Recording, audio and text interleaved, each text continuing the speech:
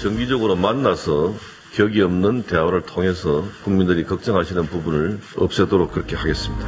우연히 아니요 그것은 우리의 여야가 토당적으로 논의하고 협력해야 될 이런 문제만 어제로 삼아서 이렇게 만나서 회담하는 것은 저는 필요하다고 생각합니다.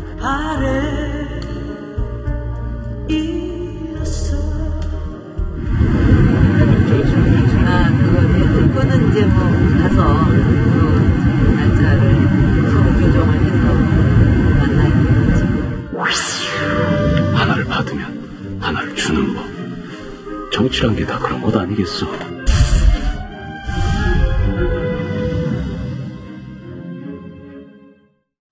자, 하나를 주고 하나를 받는 게 정치다 이렇게 얘기를 했는데 중동 순방을 마치고 박근혜 대통령이 귀국을 했습니다. 조만간 여야 대표와 만나서 그 순방 성과를 설명하는 자리를 갖겠다 이런 얘기가 지금 나오고 있는데 언제 만날지 그것부터 궁금합니다. 천상철 차장. 네. 지금 모임이 영수회담 날짜가 아직 안 잡혔죠? 네, 아직은 잡히지 않았지만 인사청문회가 끝나는 이번 주말 빠르면 이번 주말 한 일요일쯤이 되지 않겠느냐라는 전망이 나오고 있습니다.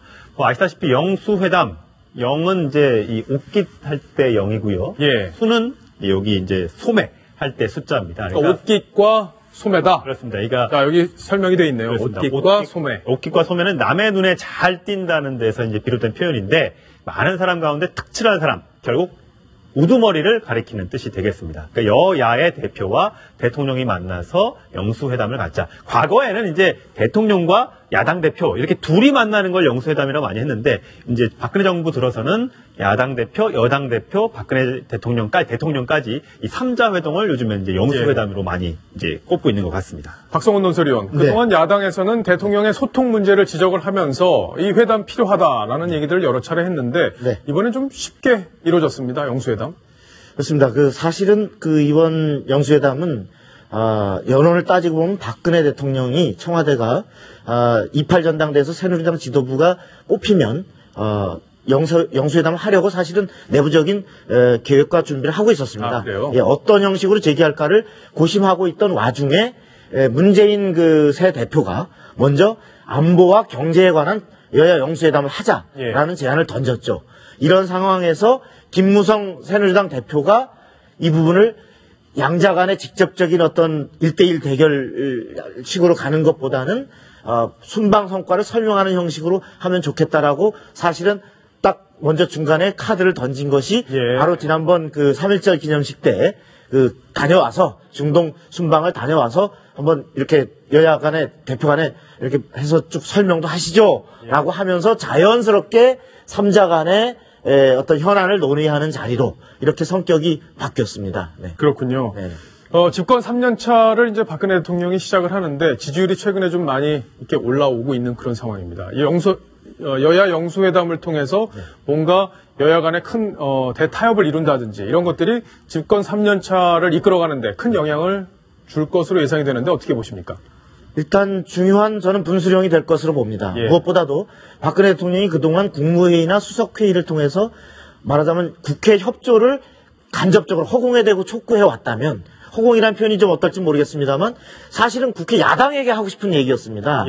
무엇보다도 경제 활성화가 올해 선거 없는 하에 정말 속도를 내는 건 중요한 한 해인데 경제 활성화 법안이 지금도 11개 중에 2개가 됐다고 그러니까 9개가 아직도 타결이 안 되고 있어서 경제 회복에 상당한 장애가 되고 있다. 그래서 불어터진 국순이 이런 논란도 나왔습니다만 이 부분에 대해서 직접 당사자인 말하자면 국회 선진화법이라는 무기를 쥐고서 국회에서 계속 브레이크를 걸어온 야당 대표와 직접적으로 마주 앉아서 직접 협조를 구하는 이런 자리가 되겠습니다. 이에 대해서 야당 대표로서도 새 대표로 되어서 필요한 경제, 필요한 안보에 대해서는 협조를 하겠다라고 천명한 문재인 대표가 어느 것이 국민을 위해서 타당하다면 들어주겠다. 그러나 이것을 서민 경제나 이런 부분에 대해서 양극화 문제나 또 경제 민주화 부분에 대해서 공약이 사라진 이런 부분에 대해서 나는 분명하게 촉구를 하겠다. 이런 양자 간의 어떤 서로가 할 얘기를 직접적으로 법안을 놓고서 할 수 있는 어떤 자리이기 때문에 이것이 잘 풀린다면 분명히 경제에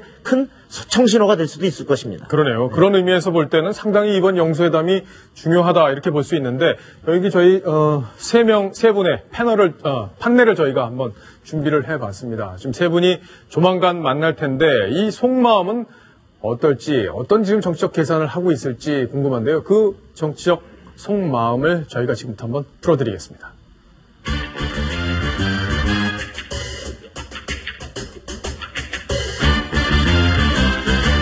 자, 여기 세 분이 이제 등장을 했는데 박근혜 대통령의 속마음부터 한번 살펴봐야겠습니다. 박근혜 대통령 속마음 어떨까요? 먼저 하나 보여주십시오.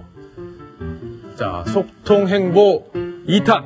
자, 1탄은 이병기 실장 인선을 얘기하는 게 아닌가 싶은데 2탄, 대박은 몰라도 중박은 날 것이다. 이런 얘기. 자, 박성훈 논설위원. 네. 대박이 날 수도 있는 거 아닌가요? 그렇습니다. 아까도 말씀드렸듯이 그 문재인 대표도 무조건 반대만 하고 투쟁만 하는 야당이 아니라 집권을 염두에 둔 수권 야당의 면모를 보여서 이번 그전 대표와 다르다는 걸 분명히 보여주고자 하는 욕심이 있습니다. 예. 그러한 욕심이 할 말은 하되 협조할 것을 하는 접점을 제대로 찾는다면 분명히 최소한 중박은 나올 수 있을 것이다. 예. 네, 그런 생각이 듭니다. 자, 문재인 대표 지금 이제 아주 기대에 차 있을 텐데 청와대를 이번에 처음 들어갈 텐데 속내가 어떨지 하나 또 보겠습니다. 자, 야권 맹주 입지 탄탄대로 그러네요. 여상원 변호사님. 예. 자, 지금 야권에서뿐만 아니라 여야 통틀어서 차기 주자로서 지금 1위를 달리고 있는 상황인데 이렇게 청와대 한번 갔다 와서 뭐 카드를 좀 얻어왔다. 우리 이런 거 하나 내가 대통령한테 얻어왔다. 이렇게 하면은 입지가 더 탄탄해지는 거 아닙니까? 어떻습니까? 그러니까 지금 중도 행보를 보이는 데 있어서는 좀 도움이 되겠지만 예. 이게 양날의 검인 게 지금 그 문재인 대표는 지금 4.29 보선이 바로 눈앞에 와 있는데 지금 천정배 전 의원 탈당했죠. 네. 지금 발등에 떨어진 불이 있어서 과연 야권 내에서도 입지가 탄탄해질지는 의문입니다. 그렇겠네요. 그런 얘기까지 또 우리가 4월 재보선 연결해서 논란이 벌어질 것까지는 좀 더 지켜봐야겠다 이런 진단인데 다음엔 김무성 대표의 속내 어떨지 한번 또 보겠습니다. 김무성 대표 속내 보여주세요. 자, 니캉 네캉 그러나 난 국민 편이다 이런 얘기인데 자, 이건 뭐 천상철 차장. 네. 그럼 니캉 네캉이라는 건 결국에는 박근혜 대통령과 그러니까 서로 남이 아닌 그런 관계 이걸 얘기하는데 본인은 국민 편이다. 좀 거리두기를 하겠다 이런 취지로 지금 보고 있는 거죠? 뭐 그렇습니다. 뭐 일단 할 말을 하는 여당 대표가 되겠다고 예전부터 약속을 했었기 때문에 아마 뭐 쓴소리까지는 아니더라도 예. 그냥 영수회담에서 이제 묻어가는. 왜냐하면 예전 과거에 대통령과 야당 대표 간의 이런 영수회담이 아니라 분명히 여당 대표들이 끼어 있는 영수회담이기 때문에 분명히 할 말을 하겠다는 얘기가 될 텐데 아마 말씀하신 대로 니캉 네캉이 박근혜 대통령과 김무성 대표일 수도 있지만 니캉 네캉 그러니까 박근혜 대통령과 문재인 대표 둘이서 다 하도록 내버려두진 않겠다. 나도 존재감을 드러낼 수도 있다. 저는 이렇게도 해석을 한번 해볼게요. 그런 해석도 가능하겠네요. 자, 나머지 세 분의 속마음을 차례로 빨리 한번 보겠습니다. 박근혜 대통령의 그 다음 속마음. 자, 뭘 내줘야 통합 허들을 넘을까? 대통령으로서는 야당 대표를 만났는데 뭔가 내주지 않을 수가 없을 겁니다. 그러면 뭘 내줘야 될지, 어디까지 내줘야 될지 지금 고민을 많이 하고 있을 거다. 그래야 통합 허들을 넘을 수 있을 거 아니냐 이런 생각을 좀 하고 있을 것으로 보이고요. 또 문재인 대표의 속마음 돌직구 던져야 되는데 대통령한테 비판을 해야겠죠. 그런데 어디까지 세게 던져야 할지 이것도 고민일 겁니다. 자, 김무성 대표의 마지막 속마음은 들러리야 설 수 없지.